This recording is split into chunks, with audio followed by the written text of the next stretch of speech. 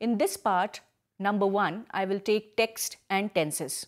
Coming to the objectives of this lesson, you will be able to read and understand a one-act play, understand and use words which have different meanings, use tenses appropriately, write job applications. In literature, the word drama defines a genre or style of writing. Drama is a play that can be performed for theatre, radio, or even television.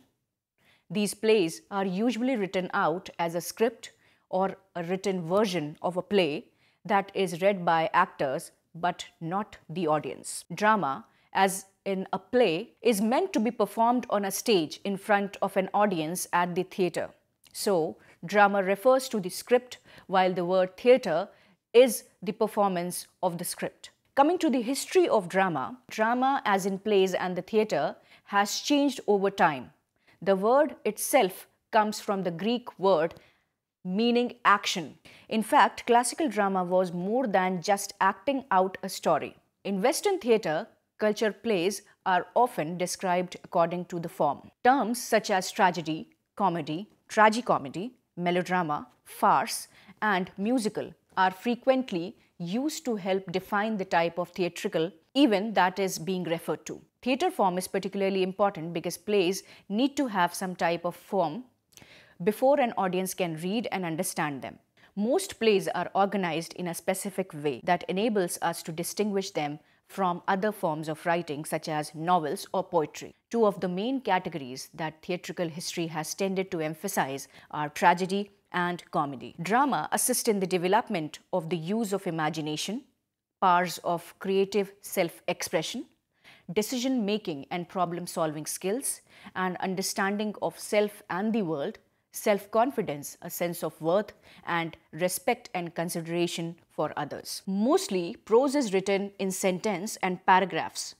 Poetry is written in lines and stanzas. Drama is written as dialogue with stage directions so that the actors know what exactly they are to say and do when they are on stage. The present play, If I Were You by Douglas James. Now, this lesson, If I Were You, is a one-act play. This is a story of an intruder.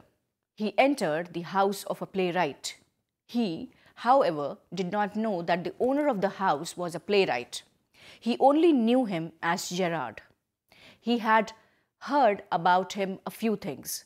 He knew that he was something of a mystery man. He lived in the wilds of Essex. Gerard gave his orders on phone and never met the tradesmen.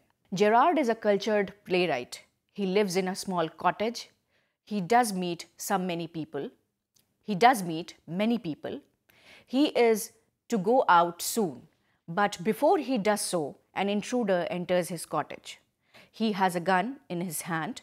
He bumps accidentally against the table. Gerard welcomes him with confidence. The intruder asks many questions to Gerard. He answers his questions with wit, irony, and humor. The intruder wanted to murder him and live as Gerard because he looked like him. Gerard at once understood everything. He told the intruder that he was also a murderer. Therefore, the police were after him. Gerard explained that unfortunately one of his men had been caught. He was expecting trouble that night. He then made the intruder understand that it was good for him if he went with him. He also told him that if it was a frame, he could shoot him in the car. The intruder agreed, but when he was about to cross the door, Gerard pushed him into the nearby cupboard. He then slammed it. Thereafter, he telephoned the police for his arrest. Learners, key points of this lesson. The intruder entered the house of a playwright. He only knew him as Gerard. He had heard about him a few things. The intruder was a criminal. He decided to kill Gerard and live himself as Gerard. So he broke into the cottage of Gerard one day. The intruder threatened Gerard with his revolver. He asked him to answer his questions. Then he told him that he intended to kill him and then live in his house as Gerard. He told the intruder that he was also a criminal and a murderer. in case he killed Gerard, he was sure to be hanged. They would hang him if not as himself, then as Gerard.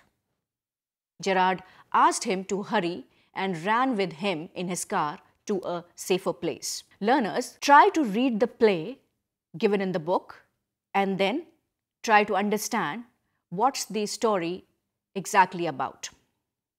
Coming to the vocabulary from the text, there is a word horn-rimmed, which means frames made of horn. Flashily means in a showy manner. Melodramas mean sensational dramas. Pantomime means use of movement and expression to communicate something without using words. Lounge means sitting room. Coming to vocabulary enrichment, learners, one word can have more than one meaning. For example, the president placed a wreath on the grave of the unknown soldier. Grave over here means a place where someone is buried. Number 2, with a grave look, Mr. Birla told his employee, "You must never whistle while working." Over here, grave means serious. Learners, now select the correct meaning of the underlined words and write them against the sentence. Number 1, you have been at the computer all morning. You deserve a break. B, I came back to the house to discover that thieves had broken in and stolen everything. Number 2, A, the motion to increase college fees was unanimously rejected. B, the slow motion of the bullock cart lulled him to sleep. 3A, she was a leading figure in the movement against child labor. B, without looking at the figures, we cannot say whether the company is running at a loss. 4A, the audience burst into wild applause. B, lions that have been living in the wild usually do not thrive in zoos. Learners, using tenses appropriately. Coming to present simple tense, the present simple is used for establishing facts and things in general. The present simple is used for established facts and things in general. For example, a banana is never quite straight. India exports cotton. Number 2, it is also used for habitual activities or routines. For example, the secretary gets up at 5 and starts work at 7. The present simple is also preferred in newspaper headlines where space is at a premium. Iraq invades Kuwait. Man steals clock, faces time. Present continuous tense. The present continuous is used for temporary actions or events going on at or around the time of speaking. The electrician is mending a fuse. It's snowing. In India, Azmat is staying at Aligarh. The present continuous also is used to set the scene for jokes or funny stories told in present simple. For example, the guy is sitting all by himself in a restaurant looking pretty hungry, so the waiter tries to serve him a quick meal. The present continuous must be used with have when it is an action verb. She's having another baby. Fillet steak for dinner, a shower, a heart attack, etc. Remember that so-called state verbs cannot be used in continuous tense forms. She has a lot of money, so is having will not be used.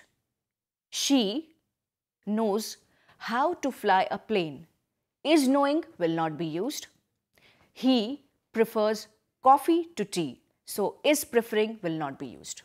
So learners, I end this first part of the lesson including the text and discussion on some tenses. The remaining part will complete the tenses section and put a light on another section, writing job application. So best of luck and thanks.